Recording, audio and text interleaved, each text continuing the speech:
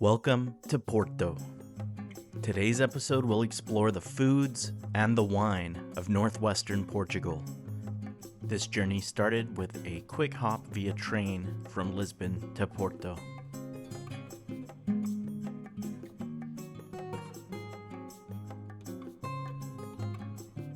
Ahoy! Welcome back to Adventure Sena. And today we have just landed in Porto, in the northwestern part of Portugal. It's a beautiful place.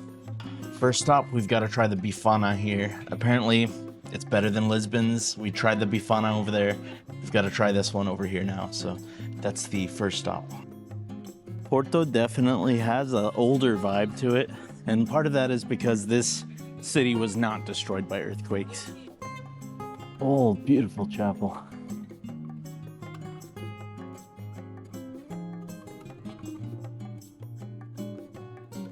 This nondescript building is supposedly one of the best spots for a Bifana in the country. All right, here at Casa Bifana, Conga Casa Das Bifanas. Just gonna try it out. Often some of the best things are the simplest. From a beautiful Bifana soaked in the red sauce that they're known for here. Some gorgeous French fries. I think we need to just jump right into it here. Beautiful Bifana. Different than what I saw in Lisbon. They were like a pork chop basically. So these are more like shredded almost. This is like a Portuguese equivalent to Al's #1 Italian beef in Chicago. Very juicy, and if you don't apply some suction, it's becoming a thing on my channel. Gotta apply some suction. Otherwise, you're gonna get that spicy grease all over you. Beautiful. All right, Conga. Couldn't recommend it highly enough. Try it out for a Bifana. Grab you a vinho verde with it.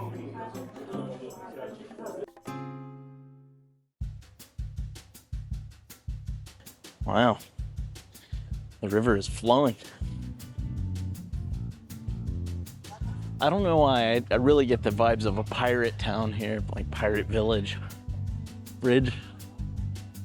That was designed by a student of Eiffel, the designer of the Eiffel Tower. La Ribeira. Ribeira is a beautiful stroll here. Bit of a hazy gray day. Man, it really feels like a sailor town. It's so cool. The Ribeira district has a lot of great little cafes, wine bars, restaurants.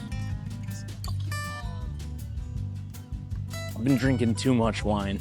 Actually had a pretty gnarly hangover today from the Fado bar, so might need to take it easy on the wine today. I did not take it easy on the wine today.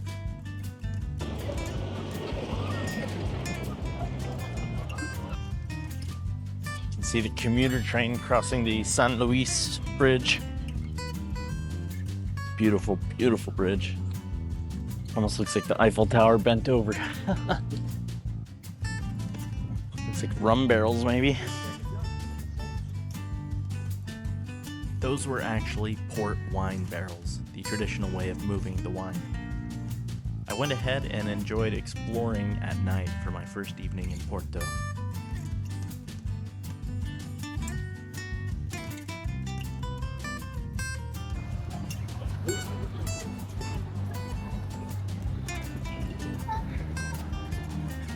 Meow.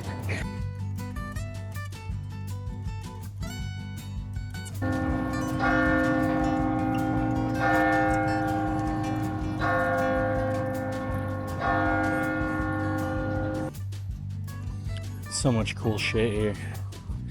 I could spend months here and I would never find everything. Rich levels of culture. So beautiful. So my understanding is back in the day, fountains used to be a source of actual fresh water. So what we're seeing here is an extreme level of verdigris.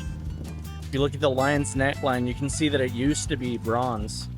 This is a decidedly quiet little side road. Probably the kind of place you should avoid. And this is what you should be looking for. Just hole in the wall spots like O Afonso.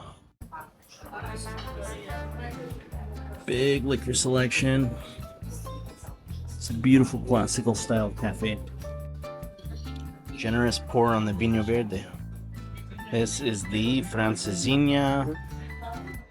That does come with some batatas, so French fries. Now this debatably is not 100% authentic because this has an egg. That beautiful yolk. Now that's a thick layer of Gouda. And this is loaded with every kind of meat you could imagine. It's a beer tomato sauce. This is a fork and knife type of sandwich. It is a sandwich, and it's hard to tell underneath all of that.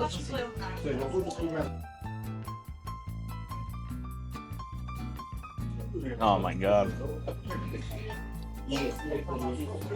So there's no chance in hell that I'm going to give you a cross section here because it is just smothered, but I'll just show you the sandwich. Quite beautiful here. Now there is steak, ham, salchichas, which is like sausages. Francesinha, this might be this is my favorite dish that I've had anywhere in Portugal so far. So O Afonso, recommend it. I mean, I really think there's a whole list of places that I found that are good for Francesinha, and any of them I think will satisfy you. This one stood out as a favorite among the locals. It's debated among like the top 3 or 4 best ones. Fun fact, I am lactose intolerant, so this ultra cheesy bastard should be fun. What more could you want, honestly? This is a meal Bourdain would have totally loved. Salud. O Afonso, check him out. Alright, morning 1 in Porto. It's a rainy day. The thunder woke us up at like 1 a.m. blasting. There's like a foul weather advisory for the water. Waves as high as 9 meters. So, crazy. Unexpected. But yeah, rainy day. This tour in the Douro wine valley, it goes on rain or shine. So, probably bring a raincoat with you to Portugal. I'm severely underprepared. I'm just soaked here, so got my leather bag nice and wet. But yeah, looking forward to the Wine Valley cruise. It's a whole day experience. Let's enjoy. Okay, just hopped off our buses at the wine tour in Amarante, which is a beautiful little town on the way out to Douro River Valley's wine areas. Beautiful place here.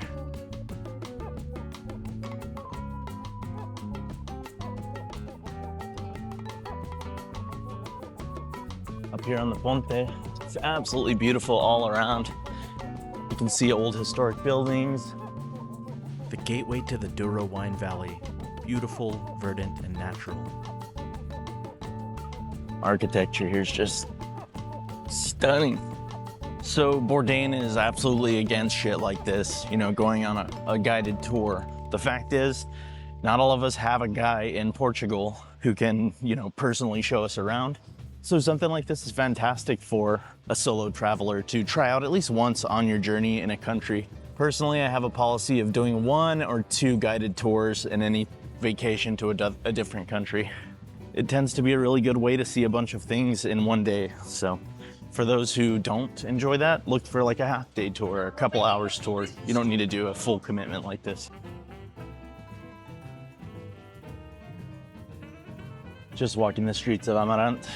I think no better way to explore a place than by foot. What more could you need to start your day? Pastel de nata and a espresso. All right, comes with a hit of sugar.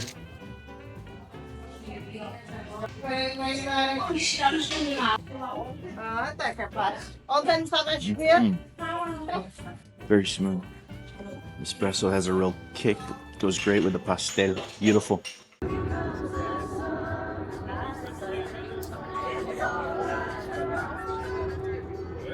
Ladies and gentlemen, the other side with no sun. Oh. Rainy weather aside, you still get treated to gorgeous views of the vineyard hills and bridges along the river. First stop in the Douro Wine Valley, Quinto São Luís, the oldest port wine house. Absolutely massive. So I have to give kudos to the bus driver. He's pulling off some incredible, nearly impossible maneuvers. And now we are here at our first vineyard. So the last room was storage. This is actually the fermentation. The oldest port wine house. The larger barrels serve as bulk aging, while the smaller barrels are for finishing. You can see the larger barrels have a gauge where you can see the level of the wine inside. The smells in here, it's amazing. It's like leather, cherries, chocolate, delicious smelling. This beautiful schisto stone. This is the secret to why it stays stable temperature here. And of course, this tour wouldn't be complete without a taste of their Blanco, Tinto, and port wine. Each of these wines were delicious, but I'll admit, I'm no sommelier. I will say my favorite by far was the port wine. Caramely and delicious. Right, 20%. It is a fortified wine, so they use aguardiente. Basically, they kill the fermentation process early, so it stays really sweet. It's also stronger than average because the aguardiente is a liquor. Really tasty, worth a shot. That's awesome. You can kind of see into this one, which is super cool. They put a clear one on this just to display. Right, so like I said, these kind of touristy things, maybe Bourdain would have hated it, but I love it personally. If you were going to try and come out here on your own, you'd have to drive some very scary roads. We have an expert bus driver here, so I mean, the convenience of doing a guided tour for Douro Valley, I couldn't recommend it enough. So definitely check out Living Tours. I would recommend. Really good travel guide, travel host. This tour typically includes a walk through the vineyards themselves, but of course it's super muddy and a little unsafe. So we settled for the beautiful views on the way to our next stop, a Douro River Valley boat cruise. A short drive up the river and we arrived in Pinhal, where we hopped aboard the cruise.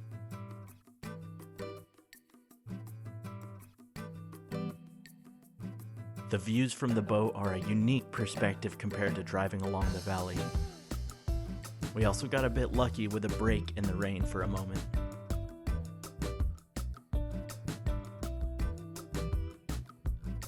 We are out here on the Douro Valley River Cruise. It's absolutely beautiful out here. I'll say, look at the weather for the day you're going. I'm super underprepared today. It's a bit chilly out, but absolutely stunning out here. Really beautiful. Looks like the sun is trying to fight through today. Been on and off rain, but kind of reminds me of Portland. Really doesn't bother me. We wrapped up the boat cruise and made our way to lunch, which was a good idea after the generous pour at our first wine tasting. Lunch at Favaios. Soup. Not 100% sure what's in the soup. It is very good. We were treated to bean soup, cod au gratin, and roast pork, along with a nice dessert. Next, we enjoyed a quick tour of the Cooperativa de Favaios.